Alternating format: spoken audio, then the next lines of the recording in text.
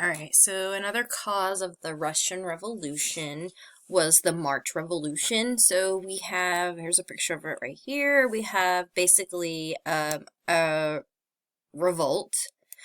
These are textile workers. They are rioting over shortages of bread and fuel.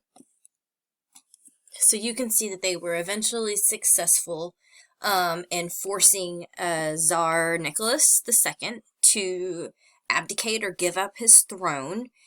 And so the March Revolution was successful in bringing down the Tsar, yet it failed to set up a strong government to replace its regime. So we have leaders of the Duma establish a provisional government or a temporary government. So you might hear that as a provisionary government, but this was established. It did keep the country at World War I, though, and it couldn't make any changes to the peasants and the workers' demands of more food. And instead, power in the cities grew in local councils of workers called Soviets.